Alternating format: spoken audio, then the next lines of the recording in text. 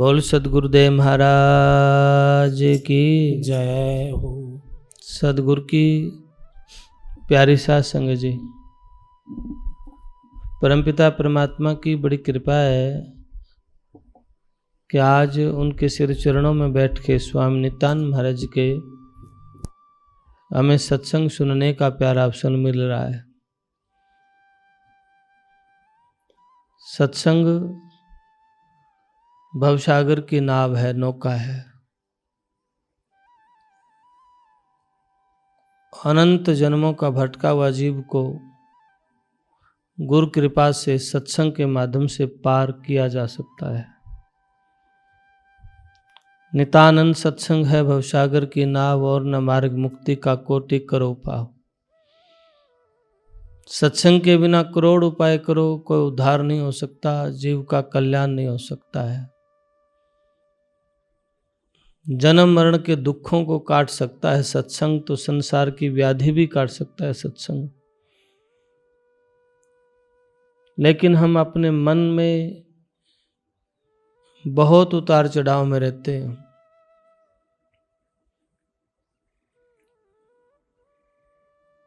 एक समय दो परिवार के लोग बैठे, एक महिला कहने लगी मैं बहुत दुखी हूँ, उसका घरवाला भी जी परिवार में ज़्यादा दिक्कत है।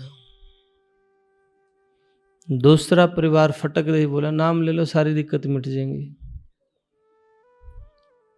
देखिए चिंतन करने की बात है, दीक्षा ले लो सारी बात मिट जाएंगी। मैंने कहा ये विडंबना की बात है। नाम क्या करता है? नाम सर्व रोगों की औषध है नाम, पर जरूरी नहीं है कि आप नाम कमाई कर रहे हैं कि अभी आपके कर्म कट जाएं, ऐसा नहीं हो सकता है। अगर ऐसा कह कर के आपको भ्रमित कोई करता है तो आपके अंदर जब दुख आएगा तो बौखलाहट आ जाएगी, आप भ्रमित हो जाएंगे, आप परेशान हो जाएंगे। क्योंकि कर्म बहुत बड़ा प्रबल है, बड़ा बलवान है। अभी जो सत्यवान भाई वाणी गा रहा था, कर्मा की रेखा टारी ना टरे, इतिहास गवाह है, कर्म खड़ा हो जाता आगे आके। वाणी स्वामी नित्यानंद महाराज जी की कहती है, जैसे ही जीव भक्ति की तरफ कदम रखता है, कर्म की सेना सज धज के खड़ी हो जाती है। जीव की बाट और घाट को घेर लेती है और ये जीव फंस जाता है बुरी तरह। तपस्या क्या है भक्ति मार्ग में? धुनों में जलने वाली तपस्या, पानी में खड़े होने की तपस्या, ये शरीर की साधना है, ये सिद्धियां का मार्ग हो सकता है। लेकिन भक्ति मार्ग ये नहीं है। असली तपस्या है कि दुख सुख आए और फिर भी अपना मार्ग को ना छोड़ें, अपने विश्वास में बदलाव ना आए। स्वामी नित्यानंद जी महाराज अपनी वाणी में कहते हैं, सत धीरज ना छोड़िए दुख सुख लहर अनेक। मान ले अपनी चाल ना छोड़ना, हंसा हंस गति में होना। अगर आप अपनी चाल छोड़ दोगे तो आप मार्ग से भटक जाओगे। दुख भी आएगा, सुख भी आएगा। न दुख को देख के रोना, न सुख को देख के खुश होना, अहंकार करना, अभिमान करना। जिस व्यक्ति के अंदर सत्संग का प्रभाव है, वो बड़े से बड़ा पद प्राप्त करने के बाद भी नम्र हो जाता है, नरम हो जाता है, सहज हो जाता है। और जो अज्ञानी व्यक्ति है, दुनिया की छोटी सी खुशी मिल जाए तो फूल जाता है, उसके अंदर अहंकार आ जाता है। जो इन सुखों को दुखों को देख के जो उतार चढ़ाव में रहता है, उसके अंदर सत्संग समावेश नहीं है, उसके ऊपर सत्संग का प्रभाव नहीं है। ये कड़वी सच्चाई है। सुख और दुखों को देख करके, जो सुख को देख के फूलता है, दिखावा करता है, दुख को देख के रोता है, विपदा पड़ जाती है, दुख आ जाते हैं। प्रहलाद भगत के ऊपर भी बड़े दुख आए, ध्रुव भगत पे बड़े दुख आए। मीराबाई की सपोर्ट जिसने की वो सब चल बसे, जिसका सहारा मिला मीरा ने वो ही चल बसा। माता पिता की सपोर्ट थी वो गए, सास ससुर ने अपना माना था वो गए, मीरा जी के पति थे वो मीरा की सपोर्ट करते थे, मदद करते थे, वो गए। इतना दुख के बावजूद भी मीरा के अंदर अपनी भक्ति और प्रेम में संशय नहीं आया, परमात्मा के प्रति संशय नहीं आया। ये है तपस्या। कितना ही उतार चढ़ाव आए, उस मालिक की याद को ना छोड़े, क्योंकि ये बड़ी गंभीर बात है। कोई समझे ये साधारण नहीं। भक्ति मार्ग का भक्ति परमात्मा के ऊपर अटल विश्वास। डड्डा डूंगर डगमगे डिगे धरण आकाश, सब मंडप जिस दिन डिगे अडिग रहे हरिदास। रामाकृष्ण परमहंस के अंदर गले में कैंसर हो गया था। एक व्यक्ति कहने लगा जी संत तो रोगी नहीं होते हैं। मेरे से कहने लगा मैं क्यों नहीं, मेरे गुरुजी तो ना होते बीमार। काल का ऐसा तमाचा लगा, बीमारी में चला गया। कभी जरूरी नहीं होती है कि बीमार हो ना हो, ये नहीं है, ये अनंत जन्मों के कर्म के योग हैं। अगर ऐसा होता तो कबीर साहब ये बात नहीं कहते, दे दरे का दंड है सब काहू को होए, ज्ञानी भोगे ज्ञान से मूर्ख भोगे रोए। ऐसा नहीं कहते। दे दरे का दंड है सब काहू को होए, ज्ञानी ज्ञान से और मूर्ख भोगे रोए। और जिनके भीतर ऐसी भ्रमण आती है वो अज्ञानी है, वो भक्ति को जानते नहीं है, सत्संग को जानते नहीं, वो अंधविश्वासी है, पाखंडी है, झूठी बातों पे विश्वास करते हैं। अगर उनका कोई बीमार हो गया तो फिर उनका तो विश्वास डगमगा जाएगा, बहुत कमजोर विश्वास ले रहे हैं। ऐसा नहीं होता है। कर्मा की रेखा टारी ना टरे, हरिचंद राजा छत्रधारी, सिर पे चवर धरे उसने के मेहनत का तोड़ा, भंगी के नीर भरे। सिर पे चवर धरे था, सुखी था, ठाठ बाट थे, मौज थी, पर वक्त पलटा जब भंगी के घर नीर भरना पड़ा। पति और पत्नी, राजा और रानी दोनों अलग हो गए। सतवादी था, उसका बेटा की मौत होगी। बेटे की मौत हुई, काशी के घाट के ऊपर वो नौकर ला रखा था। किसको? सतवादी हरिचंद राजा को। काशी के घाट पर नौकर था कि यहां अगर कोई मरघट पे अगर यहां कोई संस्कार कराने आएगा तो उसे कर लेना है। उसकी पत्नी अपने बेटे को लेकर के आ गई, सांप ने डस लिया बेटे को। बेटे को लेके आके संस्कार करने के लिए नहीं, कर देना पड़ेगा। रोने लगी, कहां से दूं, मेरे पास तो नहीं है। ये बेटा आपका भी है ना, मेरा भी है, दुख है, दुखी हूं, पर बिना कर मैं गुलाम हूं, बिना कर दिए मैं तो नहीं कर सकता। ये आप दें हम दें, देना पड़ेगा। इतना मर्यादा, इतना सत्यवादी। महाराज जी पत्थर पिघल जाता है, ऐसी घटना देख के पत्थर पिघल जाता है, ऐसा लोग कहते हैं। पत्थर दिल पिघल जाता है। लेकिन वो न्यारे व्यक्ति होते हैं, भक्ति करने वाले, वो गुरु के लाल न्यारे होते हैं, उनकी मर्यादा बड़ी ऊंची होती है। और ऐसा नहीं कि आप हम नहीं हो सकते हैं, उनकी कृपा हो जाए तो। कब? जब हम लगे रहेंगे, लगे लगाए लग रहो, मत हो डामाडोल। उखड़े की कोड़ी नहीं जमे के लाखों मोड़। उखड़े की कोड़ी, उखड़ गया चित्त। और एक स्पष्ट है, इतने ऊंचे संत के शरण बैठे हैं स्वामी नित्यानंद दयाल के, और फिर भी संत से आता है ना, वो जीव अभागी है,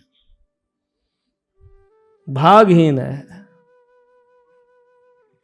इसलिए अपने जीवन में सदगुरु की प्यारी साध संगत जी कभी उतार चढ़ाव नहीं। कर्मा की रेखा टारी ना टरे, हरिचंद राजा छत्तर धारी, सिर पर चवर धरे, उसने के मेहनत का तोड़ा भंगी के नीर भरे। फिर क्या कहा है, सीता हरण मरण दशरथ का बण बण राम फिरे। और मिर्गा फंदे में आ जाता है, सोने का मिर्ग के होया करे, लेकिन कर्म बड़ा प्रबल है, होनी बड़ी बलवान है, अपने तरीके से खेलती है। अभिमन्यु जिसका परिवार में एक से एक बलशाली, और जिसके सिर पे श्री कृष्ण का हाथ, वो अभिमन्यु भी फंदे बाण पड़े, कर्मा की रेखा टाली ना टला, वो अभिमन्यु भी चक्रव्यूह में फंस के मर जाता है। इसलिए सदगुरु की प्यारी साध संगत जी, भ्रमना मन की दूर करो। जो मन में भ्रम है, जो हम जल्दी उतार चढ़ाव के विचारों में आते नहीं, अपने अंदर में सहज धीरज, रे मन धीरज क्यों ना धरे, संत कहना, रे मन धीरज क्यों ना धरे। और भक्ति करने वाले सत्संगी जीव के अंदर धैर्य है, संतोष है, विश्वास है, और उतार चढ़ाव जीवन में दुख सुख आते हैं तो विश्वास ना डगमगाए। सच में सत्संग की जो रहनी संतों ने कहा है, मैं उसके अनुसार वाणी में बोल रहा हूं, उन संतों की वाणी है। और परिवार के साथ, समाज के साथ जहां तुम हो, एकता का भाव रखें। अगर आप मंदिर जाते हैं, गुरुद्वारे जाते हैं, भक्ति पर बड़ा विश्वास है और व्यवहार में बेईमानियां करते हो, तो आपका विश्वास तो 2 टके का, कभी भी टूट सकता है। एक पागलपन होता है विश्वास में, नहीं। इसलिए परमपिता परमात्मा ने मौका दिया है आज बंदगी सिमरण करने का, सत्संग करने का। स्वामी नित्यानंद दयाल अपनी वाणी में कहते हैं, समय साहिबी ना लखी गफलत किया रे गवार, समय साहिबी ना लखी गफलत करी गवार, बिना बंदगी अंध सब बूढ़े काली धार। आज वक्त है, समय की साहिबी लखोगे नहीं, समझोगे नहीं, कमाई नहीं करोगे, वो समय आपके हाथ से चला जाएगा। कैसे चला जाएगा? कोई परिस्थिति आ जाएगी, कोई लाचारी आ जाएगी, कोई मजबूरी आ जाएगी, फिर बुढ़ापा आ जाएगा और फिर अंत समय आ जाएगा। बहुत लोग कहते हैं ये वृद्ध हो गए क्या भजन करें। मैं संत तो ये कहते हैं भाई कर लो,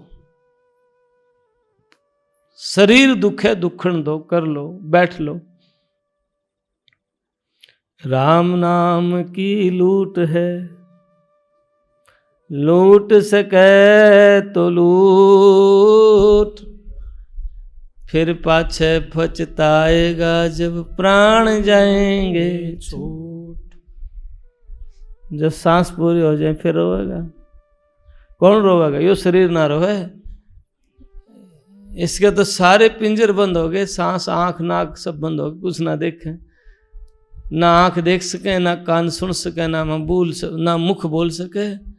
ये तो सारा ही डेड हो गया। पर रोवे कौन गा? इस बात पे विचार करे कभी? आप रोओगे। आप कौन है? आप शरीर नहीं है। आप आंखों के द्वारा देख सकते हो, कानों के द्वारा सुन सकते हो, मुंह के द्वारा बोल सकते हो। अगर आप इस शरीर के अंदर नहीं है तो आंख देख नहीं सकती, मुंह बोल नहीं सकता, कान सुन नहीं सकते। क्या सुन सकते हैं कान? क्या मुंह बोल सकता है? नहीं बोल सकता अगर आप नहीं है तो। इसलिए आप चले जाओगे। आप कौन हैं आपको पता नहीं। ये जो नाम दिया है, पहले भी हजारों बार लाखों बार जन्म हुए होंगे आपके किसी ना किसी रूप में। वहां भी आपका कोई ना कोई नाम होगा, आपको तो याद भी नहीं है। याद है क्या? कहां से आए थे, कहां जाओगे पता है? नहीं पता। न जहां से आए वो पता है, न आगे की मंजिल का पता है। और फिर भी दुनिया की दुविधा में, झंझट में, मान बढ़ाई में, परपंचिताओं में पड़े हुए हैं, तर्क में, विरोधाभास में, बेईमानियों में पड़े हुए हैं। क्यों? क्योंकि मन संसारिक विकृति, संसारिक विकारों में, मान बढ़ाई में, सुख सुविधाओं में, परपंचिताओं में फंसा हुआ है। और मन कभी भी राम नाम की कमाई करने में राजी नहीं होता, कभी नहीं होता। क्योंकि मन पक्का दूत है, काल की तरफ लेकर जाएगा। कदे बैठोगे तो आँख कहीं खोल के देख भाई, कदे घनी देर हो जाए, 1 घंटा बोल लिया था, कहोगे ना 1 घंटा खातर बैठा था, आँख कई बार खोल के दे, घंटा हो गया। कई बार कहेगा अरे कई देर हो गए, पैर पैर पैर सीधे करने लग जाते हो, कभी कमर ऐसे हो जाते हो, फिर ऐसे। ये उतार चढ़ा, स्थिरता, रीढ़ की हड्डी स्थिर करके, शरीर को स्थिर करके, रीढ़ की हड्डी को सीधा करके एक आसन में स्थिर होकर बैठना। और परमपिता परमात्मा के प्रति बड़ा प्रेम। ध्यान में बैठते हुए घर परिवार के बच्चे शोरगुल करेंगे, स्वाभाविक है, समाज परिवार के लोग करेंगे। उनके प्रति भी कोई शिकायत अपने मन में न रखना। अगर आप शिकायत रखोगे, घंटी क्यों बजा के गया है, ये बाल्टी की आवाज़ क्यों है, बर्तनों की आवाज़ क्यों है, तो फिर आप परेशान हो जाओगे, शिकायत के भर जाओगे। उठोगे तो कहोगे मैं 1 घंटे के लिए बैठा था, तुम आवाज़ कम नहीं कर सकते थे, ये बच्चों को दूर नहीं ले जा सकते थे। ऐसे शिकायतों के भर जाओगे, फिर आपका ध्यान कभी नहीं लगेगा। क्योंकि ये तुरंत गंदगी का ठीक कर रहा है, तुरंत आप सफाई करो, गंदगी सफाई, गंदगी सफाई, यहीं लगे रहोगे। न आगे जाओ न पीछे जाओ, बीच में दुविधा में, बस ये भी मार्ग नहीं है। नमो। हजारों बच्चे शोर करें, चिल्लाएं, आपके फर्क ना पड़े।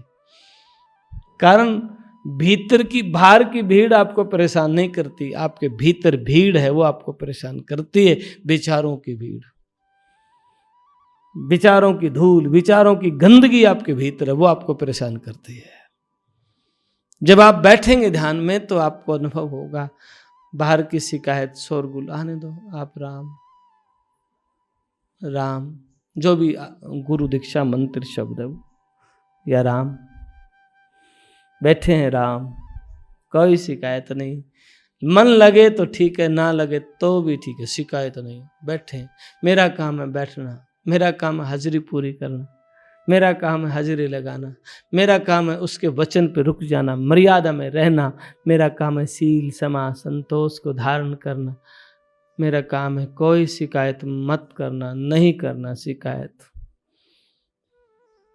तेरी रजा मंजूर है, तेरा बाना मीठा लगे। जब आपके भीतर ऐसा समर्पण है, ऐसा प्रेम है, आप जीवन में सार्थक होंगे। अगर आप हेरा फेरी करते हैं, बहुत लोग होते हैं ना, घर में हेरा फेरी करते हैं, समाज में हेरा फेरी करते हैं, मंदिरों में हेरा फेरी करते हैं, होते हैं ना।